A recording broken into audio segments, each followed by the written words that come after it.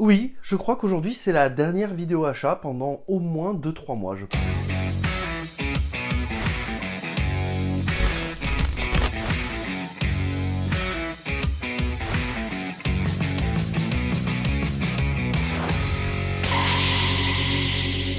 Salut tout le monde, j'espère que vous allez bien, bienvenue dans cette nouvelle vidéo achat et dernière vidéo achat pendant ces 2-3 prochains mois, car comme vous le voyez derrière moi, eh bien c'est un peu le bordel.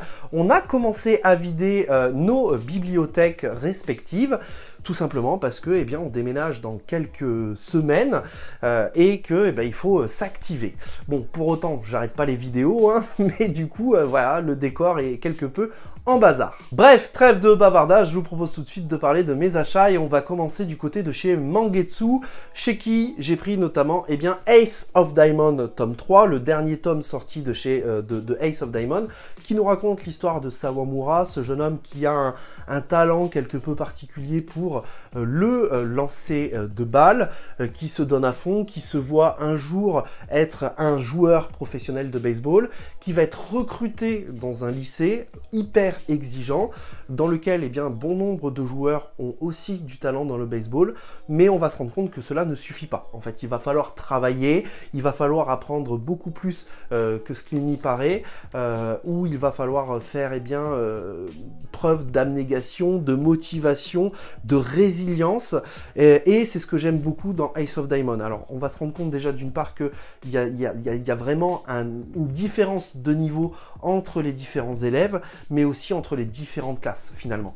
Que Sawamura, qui est en seconde, en fait, ne fait clairement pas le poids face à des joueurs qui sont en première, voire en terminale. Et dans le deuxième tome, notamment, ce qui se passait, c'est qu'on le mettait en duo avec Chris, et j'ai beaucoup été touché, notamment par l'histoire de Chris et du duo Chris-Sawamura qui s'affinait, qui mettait du temps à se mettre en place, mais qui finalement donnait lieu à des conversations hyper intéressantes, à une complicité que j'aimais énormément. Bon, Ace of Diamond, au niveau des dessins, je trouve ça vraiment chouette, vraiment chouette. On est dans le shonen de sport pur et dur, c'est juste génial, il y a de l'action, il y a du rythme. Je trouve que les personnages sont hyper bien écrits, hyper attachants. Donc oui, pour moi, Ace of Diamond, ça fonctionne. Et bien sûr, j'ai envie de continuer cette série. Toujours dans les suites de séries du côté de chez Mangetsu, eh bien, je me suis pris le tome 3 de Smile. Smile qui nous raconte, eh bien, l'histoire de Kamome, ce journaliste qui notamment va se voir intégrer l'église du sourire éternel pour tenter de retrouver sa femme qui a disparu il y a quelques années notamment. Et en parallèle de ça, on va suivre notamment une enquête assez glauque, assez sombre, qui met en avant des meurtres dans lesquels notamment les victimes, eh bien, ont leur visage qui ont été totalement détachés. Donc Smile, c'est plutôt intéressant dans le sens où, eh bien, ça nous plonge dans l'histoire des sectes japonaises. C'est pas une histoire très commune, je dirais même que c'est plutôt original. Il faut que ça avance un petit peu parce que ça commence à tirer un petit peu en longueur et j'ai vraiment envie de voir où ça peut nous emmener. J'aime beaucoup l'ambiance du manga, j'aime beaucoup ce que ça nous raconte. Maintenant, il faut que ça bouge parce que potentiellement, c'est une série qui sautera peut-être par la suite, malheureusement. Donc on verra avec ce tome 3 qui sera peut-être pour moi décisif. Toujours dans les suites, avec une série plutôt fantastique, plutôt onirique, eh bien, je me suis pris les 3 tomes suivants de Land, le tome 7, le tome 8 et le tome 9, hein, qui nous raconte l'histoire de Anne, qui a vu sa sœur être sacrifiée parce que on est dans un village très spécifique où lorsqu'il y a des jumelles ou des jumeaux, ben, l'un des deux enfants doit être sacrifié, dans un village où les habitants meurent toujours à l'âge de 50 ans, dans un village où notamment, eh bien, il y a des kamui qui bordent chaque point cardinaux de ce village pour, eh bien, empêcher les habitants de sortir et qui d'ailleurs surveillent notamment leur comportement. Certains comportements sont totalement interdits et j'aime lire et découvrir ce monde très particulier de Land qui a tendance à me rappeler le film, notamment Le Village, et j'aime beaucoup cette écriture. J'aime beaucoup le fait que certains personnages aient des masques et se prennent presque pour des prêtres, des sages dans un village. Là, comme vous le voyez juste ici, il y a bien un Kamui hein, qui regarde. J'aime beaucoup les traits, le dessin vraiment très onirique de Land qui est tellement cohérent avec ce qu'on nous raconte. Land, c'est une très belle histoire, j'ai hâte de voir où ça va nous emmener, sachant que j'ai toujours pas avancé, je crois, sur le tome, sur les autres tomes, donc il faut que je lise le tome 4, 5, 6 avant, mais potentiellement je vais me faire une grosse session de Land pour arriver sur la fin, parce qu'il me semble que d'ailleurs la fin c'est quoi? C'est tome 11? Corrigez-moi dans les commentaires. Et enfin, pour finir, du côté de chez Mangetsu, eh bien je me suis pris cette nouveauté, Airyo and the Electric Doll, qui nous plonge eh bien, dans un espèce de futur dystopique steampunk, où en fait on nous raconte que un siècle plus tôt, il y a eu notamment une guerre entre les IA et les êtres humains, et que suite à cette guerre, eh bien, il a fallu notamment renoncer à l'électricité pour mettre un terme au combat. Et en fait, on va suivre a priori l'histoire des deux personnages qu'on a en couverture, dont l'un s'appelle Ange, qui est une androïde et qui fonctionner avec l'IA, qui est d'ailleurs participé, il me semble, à la guerre contre les humains.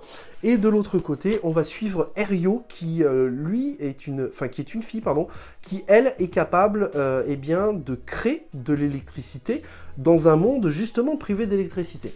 Donc on verra, mais très honnêtement, je suis plutôt tombé sous le charme d'une part de l'édition, qui est une édition un peu plus grand format, concrètement, si on compare. Hein. D'autre part, j'aime beaucoup le synopsis, qui est plutôt vendeur, honnêtement, et les dessins sont vraiment très jolis, en fait. J'aime beaucoup les dessins. Il y a vraiment une vibe très, très lente, l'envie de nous raconter une histoire, de nous plonger dans un nouvel univers, de nous faire découvrir des choses. Donc on verra si ça fonctionne ou pas sur moi, mais là, comme ça, a priori, oui, je me suis laissé tenter, et j'ai très hâte de lire cette histoire, justement. Du côté de chez Casterman, eh bien cette fois, je me suis laissé tenter, notamment par l'Habitant de l'Infini, tome 4. Vous le savez, je l'ai dit dans une vidéo précédente, mais j'ai très envie de rattraper mon retard sur l'Habitant de l'Infini, d'acheter et de lire une fois par mois un tome de l'Habitant de l'Infini, parce que c'est une histoire que j'aime beaucoup. C'est une histoire qui nous plonge dans un Japon féodal avec une histoire de samouraï.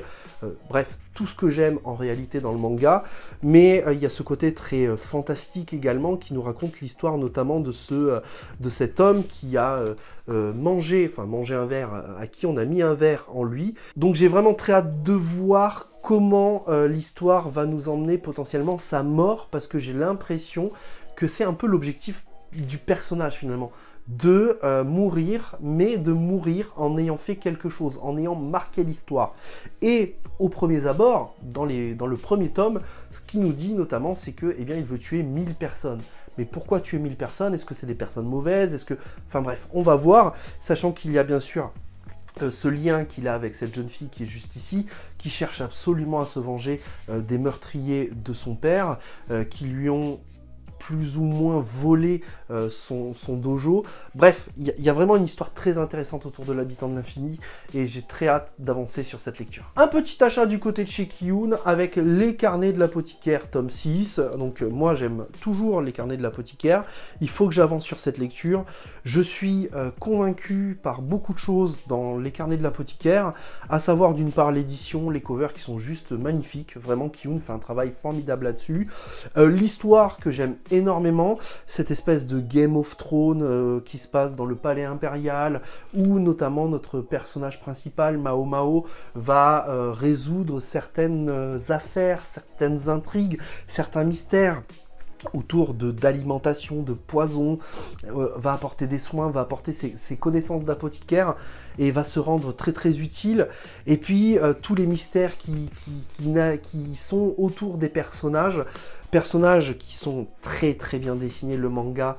En fait, c'est super marrant parce que le manga nous parle de double jeu, nous parle de complot, nous parle de beaucoup de choses, et avec ça, on a des dessins qui sont presque purs, presque ouais, presque pur en fait, presque angélique, presque innocent, et c'est très très drôle ce contraste. Enfin, moi j'aime beaucoup ce contraste en tout cas, et oui, je vais continuer les carnets de l'apothicaire, et j'espère que voilà, je vais toujours autant kiffer. Du côté de chez Kana, on avance également sur Slam Dunk avec le tome 7 et le tome 8. Voilà, donc ce sont les derniers tomes sortis à ce jour. Bon, bien évidemment, on peut parler de l'édition qui est absolument magnifique. Qu'est-ce que je peux vous dire sur Slam Dunk, à part que moi, c'est un titre, un récit qui m'a convaincu il y a déjà très très longtemps, parce que je l'avais lu dans sa première édition.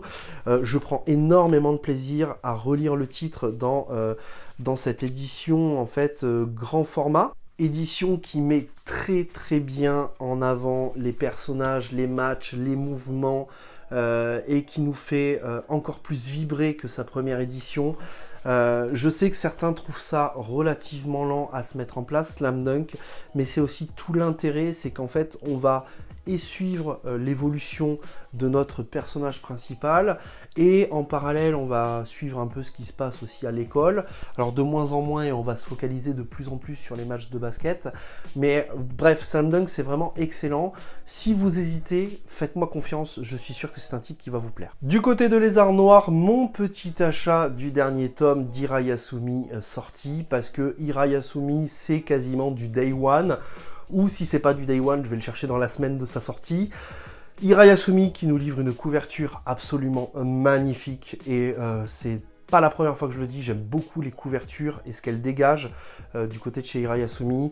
J'aime beaucoup le récit qui nous raconte, qui est un slice of life, un tranche de vie qui va nous raconter voilà, l'histoire de Natsumi, de son cousin, et de toutes leurs petites aventures classiques quotidiennes, des choses de la vie en fait, et qui va se permettre de critiquer la société, de nous apporter un autre regard sur la société. Hirayasumi, c'est un bonbon, c'est une lecture absolument magique, avec des planches qui sont fantastiques. On a beaucoup de doubles planches dans le manga Hirayasumi, et en fait tout est presque un prétexte pour nous mettre des doubles planches sous le visage et nous faire kiffer, nous faire profiter, nous emmener en balade en fait, et c'est ça que j'aime notamment. Par exemple, une course entre amis, un jeu, et voilà, c'est une double planche qui nous fait kiffer, qui nous fait vibrer.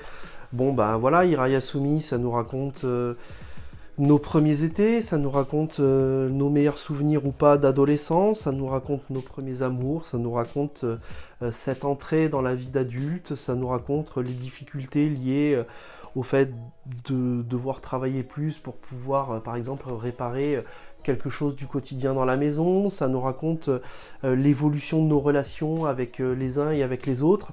Bref, Hirayasumi, ça raconte vraiment beaucoup de choses, mais vraiment beaucoup de choses avec de l'intérêt, parce qu'en fait, c'est notre quotidien, et ça peut même nous donner des tips sur la façon de réagir avec certaines personnes, comment réagir avec certaines personnes face à certaines situations. Je vous ai déjà fait une vidéo sur Hirayasumi que vous pouvez retrouver ici. Je pense potentiellement que j'en ferai une deuxième une fois que le manga sera fini, parce que je vois encore beaucoup de choses à dire. Et pour finir, eh bien, on part du côté de chez Delcourt Tonkam avec ce premier tome de Sorcière, qui est un espèce de recueil de contes fantastiques sur les sorcières et sur l'imaginaire. Donc j'avoue que j'ai pris ce tome notamment parce que déjà les sorcières et les créatures de façon générale, imaginaire, c'est totalement ma came. J'aime beaucoup tous les récits autour des sorcières. J'ai d'ailleurs dans ma comics tech Witches, que j'aime beaucoup, qui nous parle de sorcières également. Ma femme est fan de sorcières, et je me suis dit que ça pourrait être potentiellement un titre autour duquel on pourrait partager. Mais j'aime beaucoup également les dessins qui ont un petit peu tendance à me rappeler ce que nous propose Land en termes de dessin. Voilà, on a un côté un peu onirique, ce genre de dessins qui vont nous porter, qui vont éveiller nos émotions, qui vont potentiellement nous toucher. On verra ce que ça donne, mais j'avoue que je suis très très hypé. Et puis, alors, c'est un détail absolument anodin, mais pour moi c'est un détail qui compte. Non mais déjà, regardez ces dessins. Waouh, c'est incroyable ce genre de dessin. Bref, alors ma femme l'a vu ce dessin, elle m'a dit mais qu'est-ce que ça représente? Ça représente un phénix. Si vous le voyez, ici vous avez le bec, les yeux, Vous avez les ailes, voilà, juste ici. Enfin, vraiment, il faut le voir, mais le dessin est absolument fouillis de détails, c'est incroyable. Et donc je disais, voilà, ce petit détail que moi j'aime beaucoup, mais voilà, cette cover que quand vous dépliez, voilà, vous avez le visage d'un ou d'une personnage, on verra à qui il appartient. Voilà, c'est la fin de cette vidéo achat, j'espère qu'elle vous aura plu, n'hésitez pas à me dire en commentaire ce que vous avez acheté, ça me donne toujours des idées pour les prochains achats. Qu'est-ce que vous pensez de mes achats aussi, ça m'intéresse de discuter avec vous autour de ça, bien évidemment. Je suis désolé encore une fois pour le bordel autour de moi, mais vraiment, dans un déménagement, je pense qu'on ne peut pas faire mieux que ça. Et puis je vous dis dans 2 ou 3 mois pour la prochaine vidéo achat. Mais ne vous inquiétez pas, les autres vidéos vont continuer d'arriver. Il y aura de la review lecture, il y aura d'autres vidéos, bien évidemment sur cette chaîne, en attendant la prochaine vidéo achat. Et je vous présenterai sûrement la nouvelle pièce d'ici peu. Je vous dis à très très vite, prenez soin de vous. Et n'oubliez pas, de grands mangas impliquent de très grandes lectures. Ciao.